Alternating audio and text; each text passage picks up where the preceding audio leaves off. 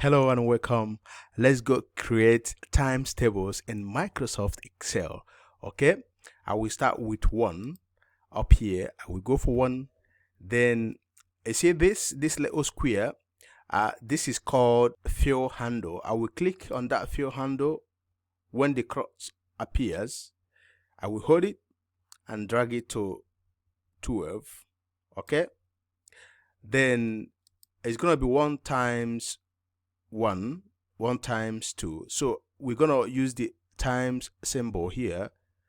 I will go ahead and use the fill handle once again. I will click. When the cross comes up, I will click and hold and then drag. Now it's gonna be 1 to 12. We have to give Excel the first number here. Then I will have to click on that fill handle once again and drag to 12. When this autofill options comes up, I will have to click on that drop down menu and then go select fill series. Then we have 1 to 12. Okay, then 1 times 1 is gonna be 1, but before then let's go add the equal symbol. The equal symbol doesn't work that well.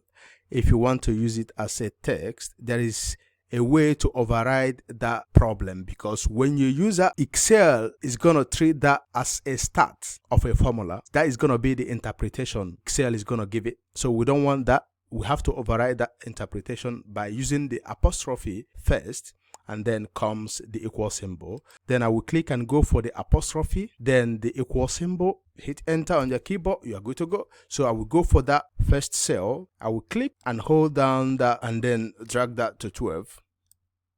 Then the last part is going to be the result. So 1 times 1 is going to be 1.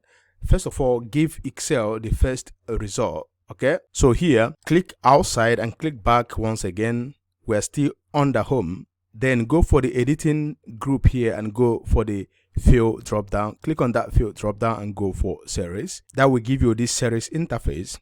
So right here, we're gonna be working with columns, not rows. I will go select columns, and our step value is gonna be 1. The step value is the mode of increment. So meaning that after every calculation, we're gonna increase the result by 1. So 1 times 1 is 1. Then the next calculation, we're gonna increase the result by 1. So 1 times 2 is gonna be 2. 1 times 3 is gonna be 3. So it increases by 1. Then the stop value is gonna be the last value. Then when you have a look at this, you can see that 1 times 12 is gonna be 12. But what about a case whereby you're gonna have that large number that you can't mentally give the answer immediately? You need to do the calculation slowly in order to get to that. I will show you what will happen when we get to that. But in this case, we already know that 1 times 12 is going to be 12.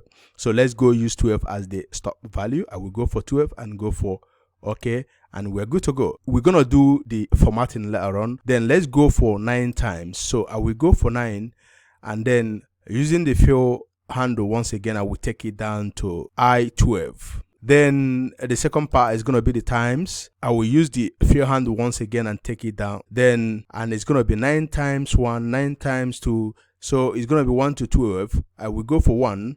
And then using the fill handle again, I will click and hold and then drag it. When the autofill options comes up, I will click on that drop down menu and go select fill series. And that will give us 1 to 12. Then I will go for the equal symbol once again. Remember the apostrophe first, then the equal symbol follows, and then enter. We have to click back and use the fill to click and drag down to 12. And then comes where if you can't mentally give the answer instantly, 9 times 12, don't worry, Excel has you covered. So what you have to do here is to give Excel the first result. 9 times 1 is going to be 9, right? Then we click outside and click back and then highlight. We have to select a range. So it's going to be from M1 to M12. Everything here from this point to this point. So we have selected the range. In this case, you don't have to worry about the stop value. Excel has you covered. So what we have to do after selecting this is to go back to fill, okay? And then navigate to series. Here, the series knows that we have selected a range, and automatically you can see that it selected the columns. So our start value here is going to be the first result.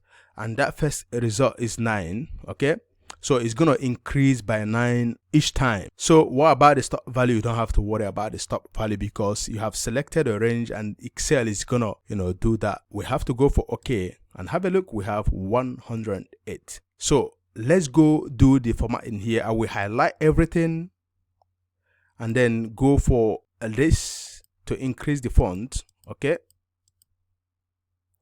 then for this we have to center this part. I will highlight everything, right click and go for format cells. Then under alignment, I will go increase the indent to 2. Automatically we have left indent. That is what we're gonna do. And I will go for OK and we're good to go. We have to apply the same to this one, so I don't have to start going to format cells. And what I will have to do is to, since these ones are highlighted already, I will go for the format painter and then click and take this one down and we are good to go. So this one is settled. I will highlight everything once again and go for border. I will go select line style, maybe this. Then I will go for line color, maybe this. Then I will go back and go for all borders. Done. So for this part, we have to go copy the style here. I don't have to go back and start selecting. I will have to go for format painter, then click and highlight everything, and that will give us same style as you can see. Okay, so if you want to give it a background color, you can still do that. You go for the fill color and give it something else. Okay, so this is how to create times tables in Microsoft Excel. Thanks for watching and God bless you.